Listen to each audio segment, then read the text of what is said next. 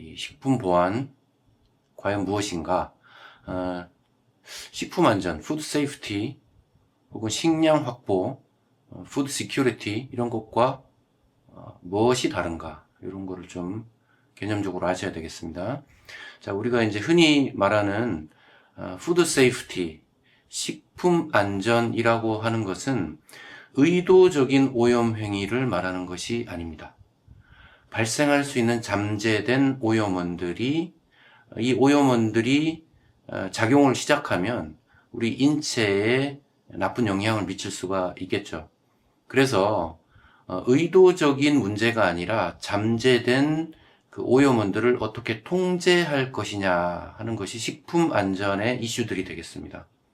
푸드 디펜스는 뭐냐면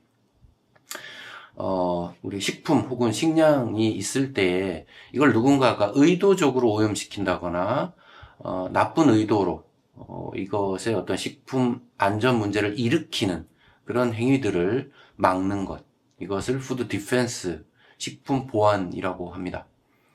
자, 글로벌 갭에서는 어떻게 기술하고 있냐면 악의적인 공격 또는 오염에 관계된 위험을 처리하기 위한 시스템이 있어야 한다라는 거예요. 자, 식품 방어를 하는 데 있어서 시스템을 갖추어서 하라.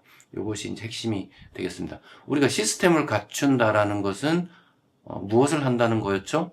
바로 문서화를 한다는 겁니다. 문서화를 한다는 것은 또 어떤 의미가 있는 거죠? 글 또는 픽토그램으로 만들어 놓은 어떤 게시물 혹은 공개된 자료 혹은 양자 간의 어떤 그 약속된 내용 혹은 기밀의 문서 이런 것들에 대하여 밸리데이션을 하는 겁니다. 말하자면 그냥 한글이나 엑셀로 쳐놓은 것이 밸리데이션 된 건 아니죠. 왜냐하면 언제라도 수정할 수 있기 때문에 그렇습니다. 근데 수정할 수 없는 상태로 누군가 이것을 승인하였다라는 기록이 남아있는 그런 문서로서 존재해야 시스템이 됩니다.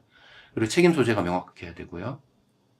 그런 체계를 갖추라는 얘기입니다. 무엇에 대해서요? 식품 방어에 대해서요. 그러니까 이제 식품 방어를 위해서 이 시스템을 갖추기 위해서는 먼저 위험 평가를 해야 되는데요. 어떤 위험이 존재할 수 있을까? 자, 예를 들어서 우리가 물탱크가 있어요. 식수용입니다. 근데 그 식수용 물탱크가 그냥 개방돼 있어요. 그러면 만약에 어떤 짐승이 와가지고 이렇게 빠져 죽었다. 혹은 거기에다가 이제 그 분변을 싼다. 그럼 이런 문제는 식품 안전의 문제, 푸드 세이프티의 문제가 됩니다.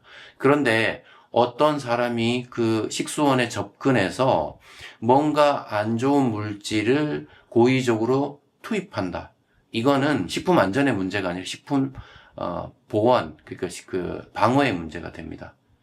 그래서 이런 우려가 있는지에 대해서 체크를 하라. 이게 이제 위험평가, 식품 방어에 대한 위험평가가 되겠습니다. 그러니까 누구라도 접근할 수 있다면 잘 그 어떤 우리 그 시큐리티 체계, 그러니까 이제 이 뭡니까 이제 잠금 장치가 잘 돼 있고 이런 경우보다 위험이 높겠죠.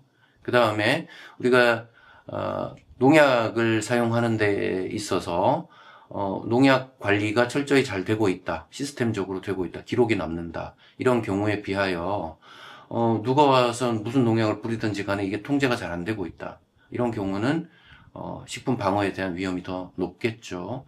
이와 같은 포인트들을 찾아내 가지고 그에 대한 그 어떤 그 대책 혹은 조치 이런 것들을 행하는 거, 이게 바로 식품 방어의 어떤 시스템을 갖춘다.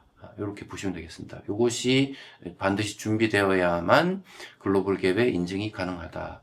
우리의 GAP 농산물 우수 관리에서는 식품 방어에 대한 요구 조건이 없습니다. 그래서 이게 좀 차이라고 할 수 있겠네요. 자, 여기까지 하겠습니다.